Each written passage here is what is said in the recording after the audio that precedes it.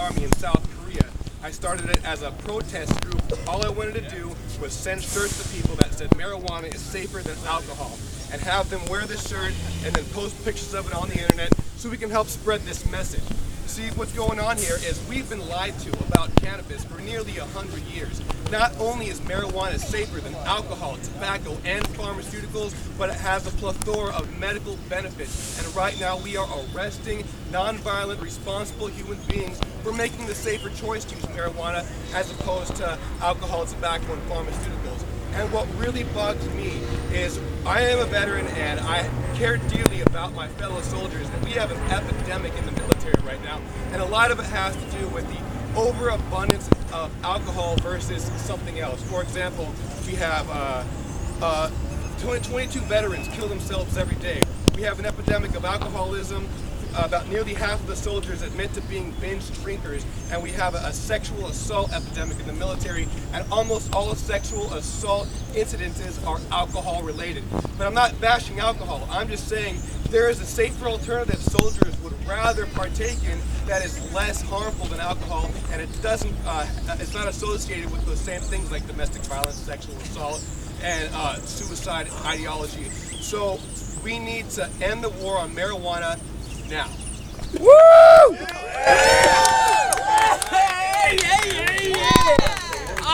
right. Marijuana in Arizona and everywhere else. Well, personally, I think that we need to have marijuana legalized for adults for recreational use and industrial hemp for purposes for making brick, houses, fuel, energy sources. I'm not saying legalize it for kids, but I'm saying we shouldn't make children criminals. We need to focus more on our education and rehabilitation. We need to focus more on having parents do the right thing and be parents. It's not the judge's job or a police's job to tell your kid to stop smoking pot if you don't want your kid to smoke pot. That's a parent's job. So that's what I would like to see in the state of Arizona, is parents being able to do that without the fear of having their kid going to jail. What's the message on you want to send? You're here today with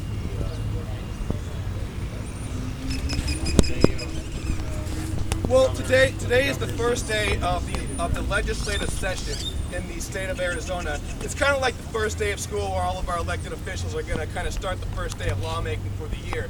And we want our elected officials to know that we are done with cannabis prohibition. It was wrong to do it in the first place, and it's a sin to keep arresting people for making a safer choice. And so we're here in support of ending the war on marijuana. And we have legislators looking to put in bills in the near future to end the war on marijuana, and we want to let them know that we support that cause and that we want to do it the right way. And the right way includes giving us the proper rights, which includes our grow rights, among many other things. But that is one of the biggest things I'm here to say. lately with legalization of medical marijuana, there's still a lot of enforcement going on with people falling into the trap of every day. They have a medical marijuana card, but they still test positive for marijuana when they get pulled over. Right. And that's another huge issue right here. And I want to point that out. The DUI limit is what, 0.05 nanograms to get a DUI? I have a friend who is a habitual marijuana smoker who had tested himself right early in the morning without smoking any marijuana. When he woke up, his test was over 400 nanograms. And so he hadn't smoked anything. That's saying we're pulling over and arresting completely sober people and arresting them for DUI charges. That is also a crime on humanity, and we need to fix that. If the punishment is severe enough, you need to have the crime is severe enough, you need to have a legitimate punishment for it, but if you're not really committing a crime, these punishments aren't fitting the crime. You cannot pull someone over who's sober and give them a DUI. That's not fair.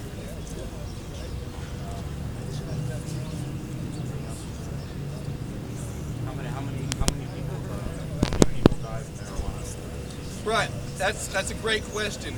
You can go ahead and see the statistics of how many people have died at justice.gov. The DEA even puts out on their website that no reports of an overdose exist. There's no such thing as a marijuana overdose. But I'll tell you, alcohol kills 80,000 people a year, and tobacco kills 440,000 people a year. So just put in comparison, marijuana is safer than tobacco and alcohol. Free the weed! Woo! Thank you, David. Cool, high five. Good job, Dave! That was fun. Good job, Dave.